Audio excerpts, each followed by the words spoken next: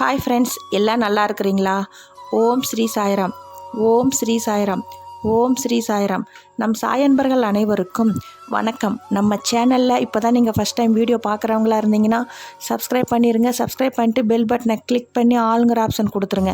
அப்போ தான் நான் போடுற பதிவு உங்களுக்கு உடனுக்குடன் நோட்டிஃபிகேஷனில் வரும்.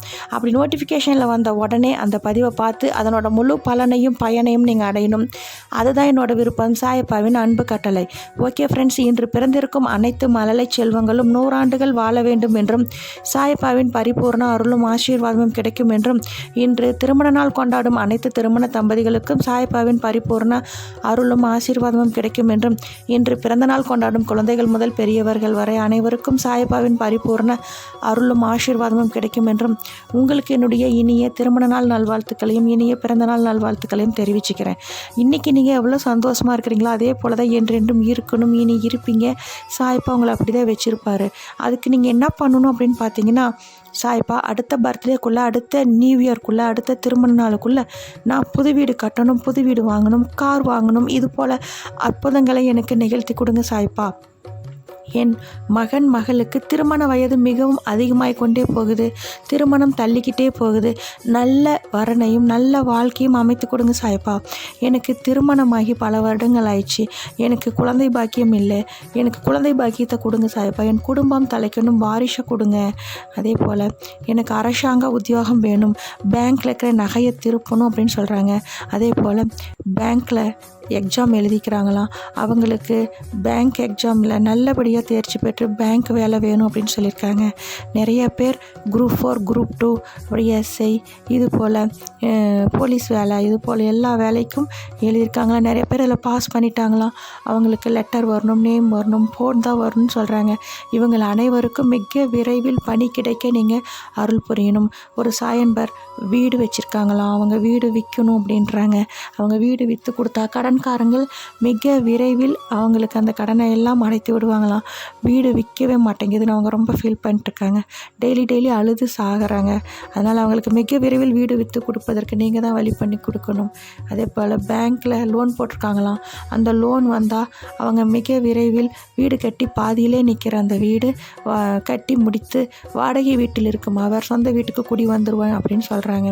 அதே போல் நிறைய பேர் உடல்நல பாதிப்பில் இருக்கவங்க எல்லாரும் இந்த கொடிய நோயின் தாக்கத்திலிருந்து மீண்டும் பழைய நிலைக்கு திரும்பணும். அந்த அற்புதத்தை உங்களால் மட்டும்தான் நடத்த முடியும்.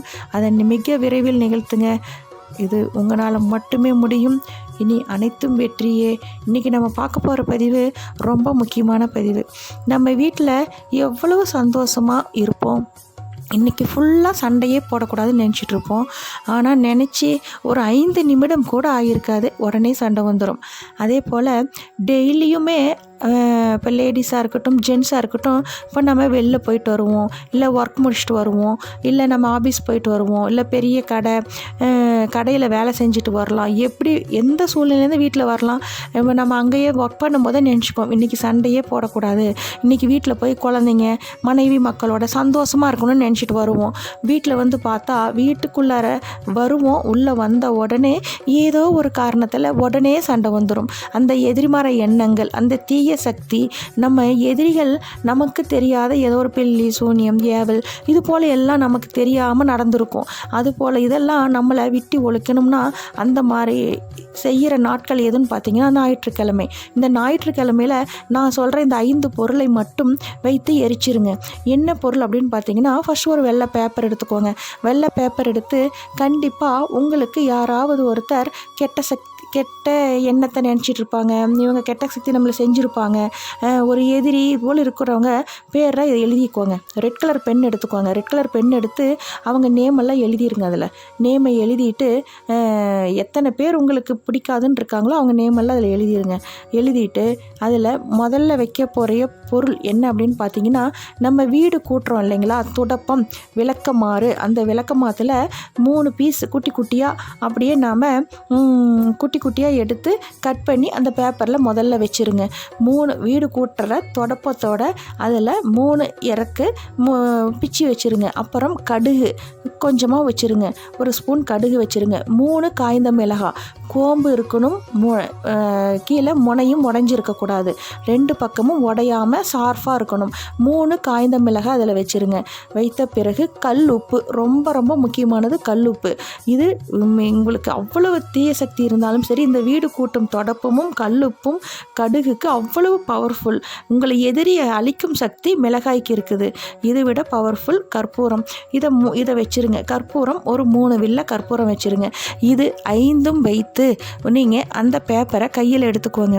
எடுத்துக்கிட்டு நீங்கள் இது பெண்கள் தான், வீட்டில் இருக்கிற வயதில் மூத்த இருக்கிற பெண்கள் செய்கிறது மிகவும் சிறப்பு. எங்கள் வீட்டில் வயசானவங்க இல்லைங்க அப்படின்னா, நீங்கள் 4 பேர் தான், கணவன் மனைவி குழந்தைகள் தான் இருக்கிறீங்கன்னா, மனைவிமார்கள் நீங்கள் தாராளமாக செய்யலாம். அப்படி உங்கள் மனைவி அல்லது உங்கள் அம்மா அவங்களாம் ஊருக்கு போயிருந்தாங்கன்னா, நீங்கள் ஆண்களாக இருந்தீங்கன்னா, வீட்டில் ஆண்கள் மட்டுமே இருந்தால் நீங்கள் செய்யுங்க. தயவு செஞ்சு குழந்தைங்கள சுத்த விடாதீங்க. இதில் குழந்தைங்கள் இதை கை தொட்டு சுற்றக்கூடாது. நீங்கள் ஆண்கள் பெண்கள் ஊருக்கு போயிருந்தால் மட்டும் ஆண்கள் சுற்றலாம். அப்புறம் நீங்கள் அந்த வீட்டில் இருக்கிற மனைவிமார்கள் இல்லை அந்த வீட்டில் இருக்கிற அம்மா மூத்தோர்கள் முதியவர்கள் வயதில் முதியவர்கள் அந்த மூட்டையை எடுத்து அந்த பேப்பரை அனைவரையும் கிழக்கு பார்த்து உட்கார வைத்து வலப்புறம் 3 முறையும் இடப்புறம் 3 முறையும் சுற்றி தலையிலிருந்து கால் வரை 3 முறை சுற்றி அதை அப்படியே வீட்டுக்கு வெளியில் எடுத்துக்கிட்டு போய் நீங்கள் வெளியில் வாசலில் வச்சு அதை ஒரு அந்த பேப்பரை அப்படியே நெருப்பட்டி வச்சு பற்ற வச்சு விட்ருங்க. பற்ற வைத்து திரும்பி பார்க்காம வந்துடுங்க. அதுக்கு பற்ற வைப்பதற்கு முன் உங்கள் தலையும் 3 முறை சுற்றி அதில் வச்சு பற்ற வச்சுருங்க. இப்படி திரும்பி பார்க்காம வந்துடுங்க. கை காலெல்லாம் கழுவிக்கிட்டு தான் உள்ளே வரணும். இப்படி செய்யும்போது உங்களுக்கு அந்த எதிரிகளோட தாக்கம் முற்றிலும் விலகிரும். அப்புறம் என்ன பண்ணுவாங்க பார்த்தீங்கன்னா, அங்கே வீட்டில் நீங்கள் சண்டை போட்டுகிட்டே இருப்பீங்க பார்த்தீங்களா, அந்த சண்டையே வராது. சண்டை வராதங்கும்போது நம்ம வீட்டில் மகாலட்சுமி தாய் தங்குவாங்க. உங்களுக்கு செல்வம் நிலைத்து நிற்கும். சண்டை வரலினாலே வீடு அமைதியாக இருக்கும். அமைதியாக இருக்கும்போது மகாலட்சுமியின் பரிபூர்ண அருள் உங்களுக்கு நிறைந்து இருக்கும். அப்படி இருக்கும்போது செல்வம் பல மடங்கு பெருகும். ஓகே ஃப்ரெண்ட்ஸ், இந்த பதிவு பார்க்குறவங்க எல்லாரும் ஒன்றா சேர்ந்து கூட்டு பிரார்த்தனையாக தியானம் செய்யலாம். ஓம் ஸ்ரீ சாய்ராம், ஓம் ஸ்ரீ சாய்ராம், ஓம் ஸ்ரீ சாய்ராம். தியானம் செய்வோமாக.